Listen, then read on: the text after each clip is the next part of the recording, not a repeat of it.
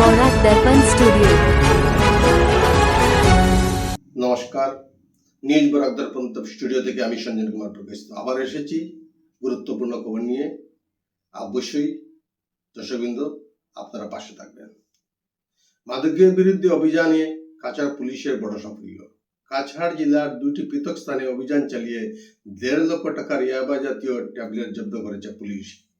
শিলচরের বেতুকান্দি এবং শিলচর সোনাই রোড এলাকার অভিযান চালিয়ে পুলিশ 1,50,000 ইয়াবা ট্যাবলেট উদ্ধার করেছে। রান্নার গ্যাসের খালি সিলিন্ডারের ভিতরে লুকিয়ে রাখা হয়েছিল এই ট্যাবলেটগুলি। পুলিশ জানিয়েছে জব্দকৃত ট্যাবলেটগুলির বাজার মূল্য আনুমানিক 45 কোটি টাকা। এই অভিযানের সময় মাদক সেবন ও সরবরাহের সঙ্গে যুক্ত 4 জন ব্যক্তি সহ মাদক সরবরাহে ব্যবহৃত সিলিন্ডার বোঝাই গাড়িটিও জব্দ করা হয়েছে। বর্তমানে শিলচর থানায় ধৃতদেরকে জিজ্ঞাসাবাদ চলছে। কাছাড় পুলিশকে এই সফলতার জন্য মাননীয় মুখ্যমন্ত্রী ডক্টর হেমন্ত বিশ্ব শর্মা সামাজিক মাধ্যমে অভিনন্দন জানিয়েছেন। পরমেশ সাহু নামে ইটাকুলার এক শিক্ষিত যুবক সরকারি চাকরির আশা ত্যাগ করে নিজের প্রচেষ্টায় আইসক্রিম তৈরির ক্ষুদ্র উদ্যোগ তৈরি করে আত্মনির্ভরতার এক জ্বলন্ত উদাহরণ তৈরি করেছে। কম হলেও 8 জন বেকার যুবক যুবতী এই প্রতিষ্ঠানে কর্মসংস্থান পেয়েছে। এই আইসক্রিম ব্যবসায় এলাকায় ব্যাপক সমাদর লাভ করেছে। গুণগত মান উন্নত হওয়ার কারণে বিশ্বনাথ, তেজপুর এবং প্রতিবেশী রাজ্য অরুণাচলের সিজুমা প্রভৃতি এলাকাতেও দিন দিন চাহিদা বাড়ছে। এই ফ্যাক্টরিতে মোট 15 প্রকারের আইসক্রিম তৈরি হয় নিজেদের আলাদা আলাদা বৈশিষ্ট্য অনুসারে। এইসব আইসক্রিম সুন্দরভাবে প্যাকেজিং করে বাজারজাত করা হয়। আজ 10 জুন অর্থাৎ অরুণোদয় দিবস।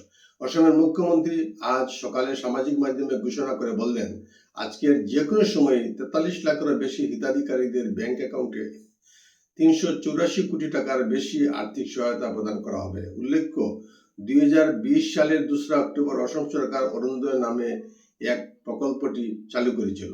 এই প্রকল্পের মাধ্যমে নারীদের স্বাস্থ্য ও পুষ্টিগত ঘাটতি পূরণ এবং চিকিৎসা সংক্রান্ত খরচের জন্য আর্থিক সহায়তা প্রদান করা হয়। অসম সরকারের 2021-22 অর্থ বছরের বাজেটে এই অরুণোদয় প্রকল্পের উপভোক্তাদের মাসিক আর্থিক সহায়তার পরিমাণ 830 টাকা থেকে বাড়িয়ে 1000 টাকা করা হয়েছে। অসম বিজেপি রাজ্য সভাপতি দিলীপ শইকিয়া আজ শিবসাগরে কালীপ্রসাদ মেমোরিয়াল ভবনে অনুষ্ঠিত জেলা কার্যনির্বাহী সভায় বিশাল র্যালি করে মাননীয় সভাপতিকে স্বাগত জানানো হয়েছে। কংগ্রেস সভাপতি গৌরব বাবুকে নিশানা করে বক্তব্য দেন দিলীপ শইকিয়া। তিনি বললেন, গৌরব গগৈ ও আমার মধ্যে মৌলিক পার্থক্য রয়েছে। ওরা বলে ওরা শাসনে আসবে, আর আমরা বলি আমরা সেবা করব। তিনি আরো বলেন, আমাদের 17 নামগড় ঐতিহাসিক স্থানগুলোর উপর এক ভয়ঙ্কর অগ্রাসন চলছে। একটি পক্ষ অগ্রাসী মনোভাব নিয়ে এই স্থানগুলোকে নিশানা করেছে। প্রধানমন্ত্রী ও মুখ্যমন্ত্রীকে জাতি, ধর্ম, বর্ণ নির্বিশেষে সকলে এই বিষয়ে সমর্থন জানানো উচিত। গণতান্ত্রিক শাসন ব্যবস্থা নির্বাচন লড়ার অধিকার সবার রয়েছে। বিরোধীরা নির্বাচনে লড়বে, তাদের আমরা শুভেচ্ছা জানাতে পারি, কিন্তু শিবসাগরের জনসমর্থন দেখে মনে হচ্ছে আগামী বিধানসভায় বিজেপি 3টি আসনেই দখল করবে। তীব্র গরমে জর্জরিত পুরো রাজ্যের জনগণ। এই চরম গরমের মধ্যে পূর্ব নির্ধারিত সময়সূচি অনুসারে চলছে রাজ্যের অফিস, আদালত সহ শিক্ষা প্রতিষ্ঠান।